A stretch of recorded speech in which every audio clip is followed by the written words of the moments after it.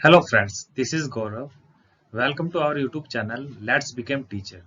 तो आज हम इस वीडियो में मोरल डेवलपमेंट थ्योरी यानी नैतिक विकास का सिद्धांत के बारे में चर्चा करेंगे और जानेंगे कि नैतिक विकास का सिद्धांत है क्या, किसने दिया है और उसमें कितने लेवल है, कितनी स्टेज है, उसके बारे में हम विस्तार से चर्चा करेंगे। तो चलिए स्टार्ट करते हैं।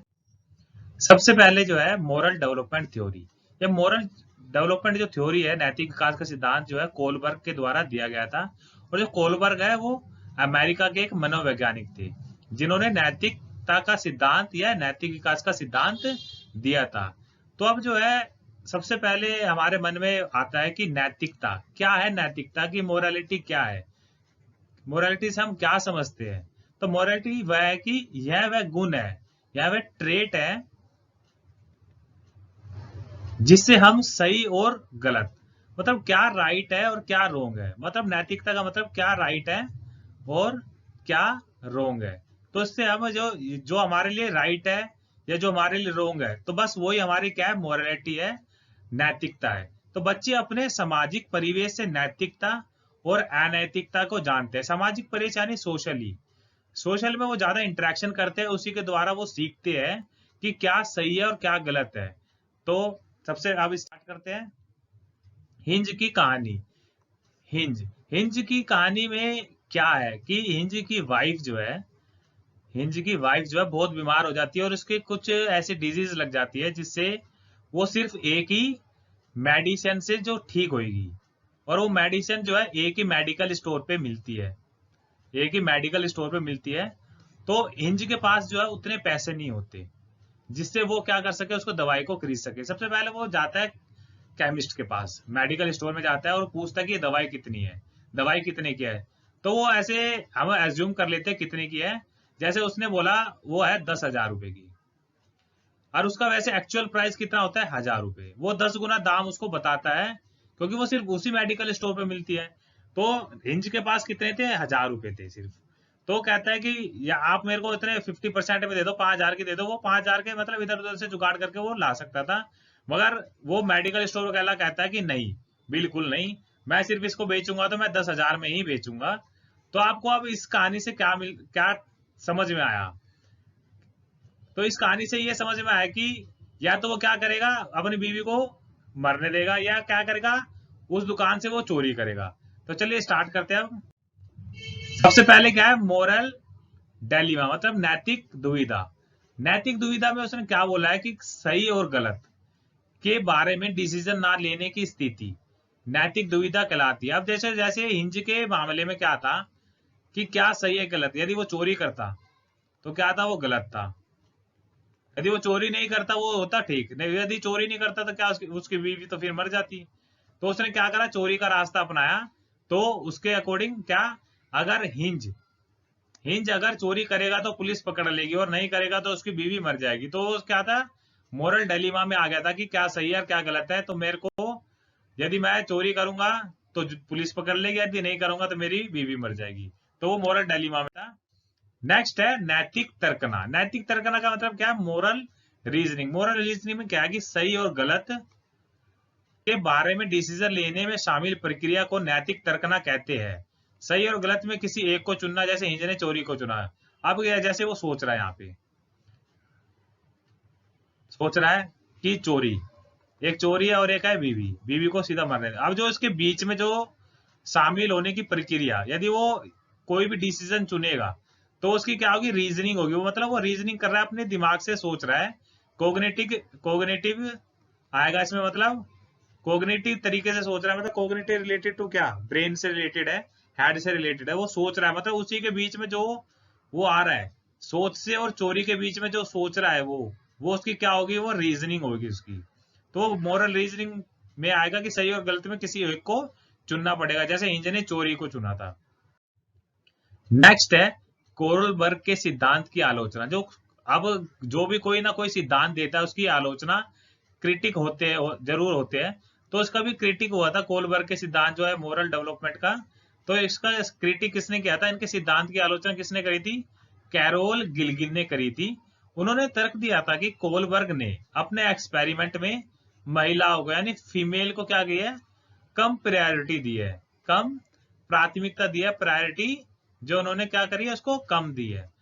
इन्होंने तर्क दिया कि पुरुषों की नैतिकता मतलब पुरुषों की मोरालिटी का आधार जो है न्याय है, मतलब वो न्याय करना जानते हैं। मेल क्या है, एक जो है जस्टिस अच्छी तरह करते हैं।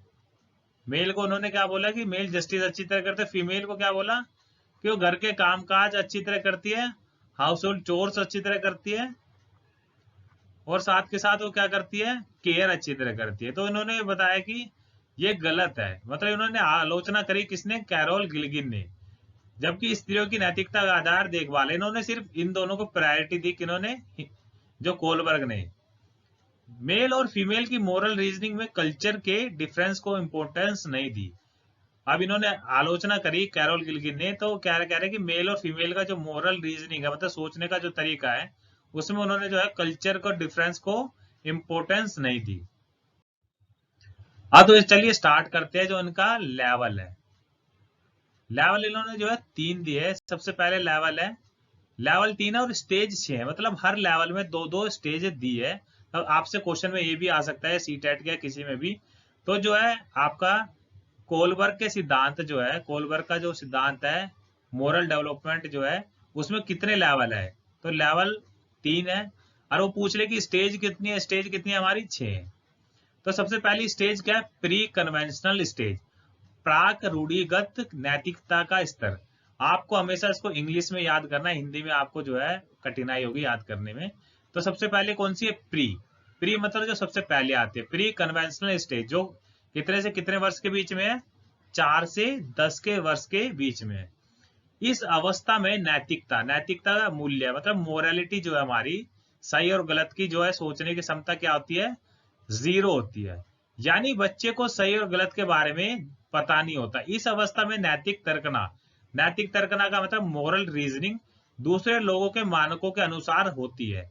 जैसे आपने देखा होगा कि बच्चा 4 साल से 6 साल के बीच में होगा तो किसी को भी गाली दे देगा, और फिर उसको बच्चे बड़े क्या समझाते हैं, नहीं बच्चों गाली नहीं देते, तो उसको पता चलता है कि गाली देना क्या है, गलत है। और आपने देखा होगा कि जैसे कोई बच्चा जो है अपने परिवार में है, तो बड़े को क्या कर सकता है कि वो थप्पड़ भी मार सकता है। उसको कुछ पता ही नहीं है मोरालिटी के बारे में कि क्या गलत है क्या सही है।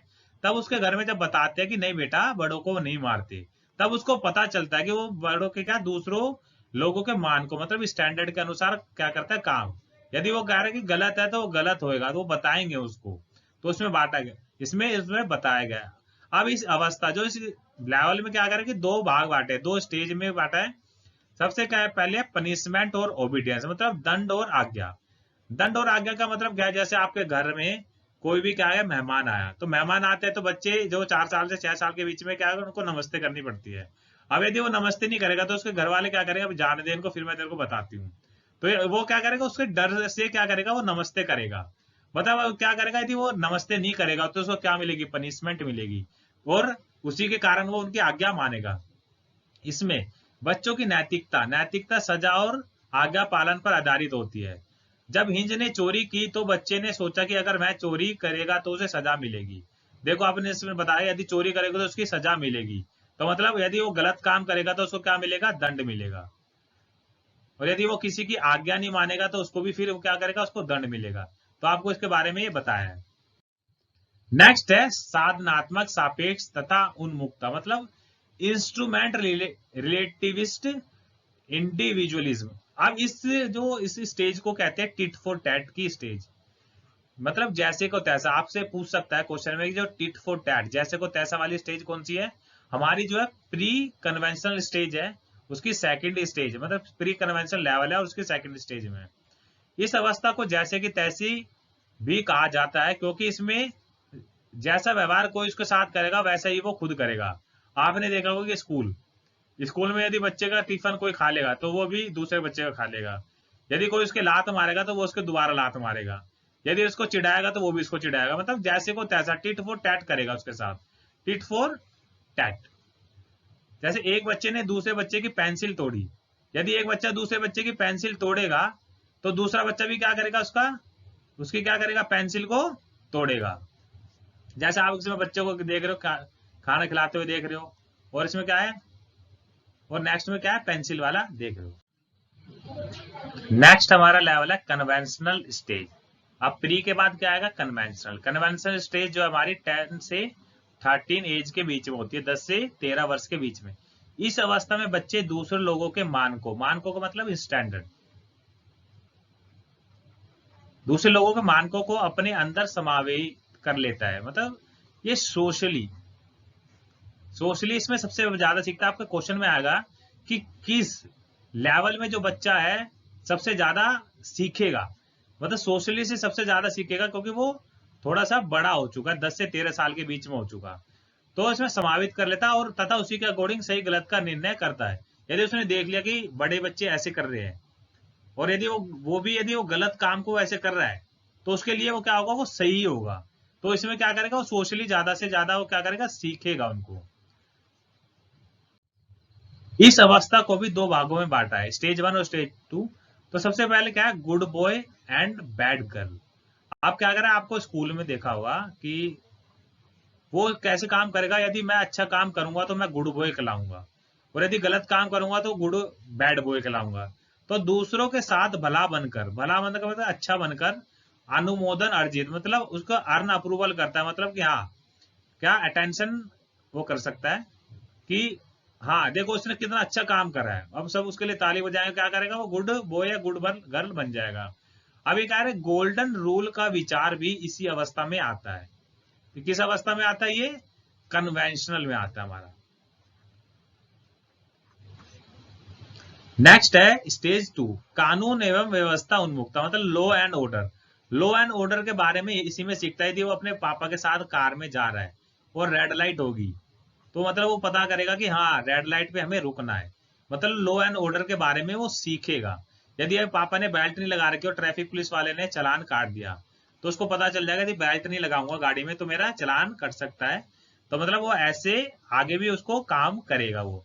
इसमें बच्चा कानून तथा सामाजिक व्यवस्था को बनाए रखने की भावना विकसित करता है, क्योंकि उसके पापा का एक्सीडेंट हो गया था रेड लाइट पार करते हुए, इसलिए मैं ऐसा नहीं करेगा। उसको पता चल जाएगा कि मैं रेड लाइट पार करूंगा तो दूसरी तरफ से आने वाली गाड़ी मुझे ठोक देगी, तो इस वजह से मैं रेड लाइट पार नहीं करूंगा। उससे क्या होगा, लॉ एंड ऑर्डर मेंटेन होगा, और लॉ एंड ऑर्डर की वो स्थिति को समझेगा क्या है। नेक्स्ट है थर्ड लेवल। जो लेवल थर्ड है कौन सा है, पोस्ट कन्वेंशनल स्टेज, उत्तर रूढ़िगत नैतिकता, जो 13 वर्ष से ऊपर की है। इसमें डिसीजन खुद से लिए जाते हैं, ना कि समाज के जरिए कि क्या सही है और क्या गलत है। यदि उसको लगेगा कि ये ठीक है तो वो करेगा, यदि उसको लगेगा ये गलत है वो नहीं करेगा। किसी के ऊपर वो डिपेंड नहीं होगा, सोशली तो डिपेंड नहीं होगा, वो खुद से सोचेगा कि क्या गलत है क्या सही है, तभी वो उसको निर्णय लेगा। उसकी मोरालिटी खुद के ऊपर डिपेंड होगी। आपके पास में यदि क्वेश्चन आ गया कि बच्चा कौन सी अवस्था में कि अपने डिसीजन खुद ले सकता है, तो कौन सा है, पोस्ट कन्वेंशनल स्टेज है। इसको दो भागों में बांटा गया है। सबसे पहला कौन सा, सामाजिक अनुबंध उन्मुक्ता, सोशल कॉन्ट्रैक्ट ओरिएंटेशन।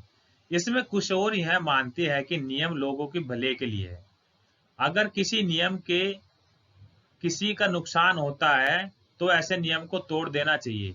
जैसे आपने एम्बुलेंस देखी होगी, एम्बुलेंस क्या है कि रेड लाइट पे नहीं रुकती, क्योंकि यदि वो रुकेगी तो जो उसमें एम्बुलेंस में यदि कोई मरीज होगा तो उसको क्या क्षतिगत होने की संभावना है।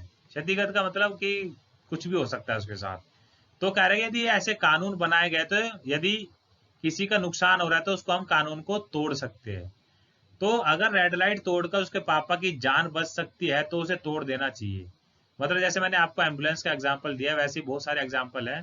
तो इसमें ये करता है कि सोशल कॉन्ट्रैक्ट में यदि किसी का नियम है, यदि नियम से किसी की जान जा रही है तो वो नियम को तोड़ देना चाहिए, इसमें वो बोला गया है। नेक्स्ट है सार्वभौमिक नैतिक सिद्धांत उन्मुक्ता, यूनिवर्सल एथिक प्रिंसिपल ओरिएंटेशन। इसमें क्या बोला, इसमें किशोर दूसरों के विचारों से नहीं बल्कि अपने खुद के मानक, मतलब खुद के वो स्टैंडर्ड बनाते हैं।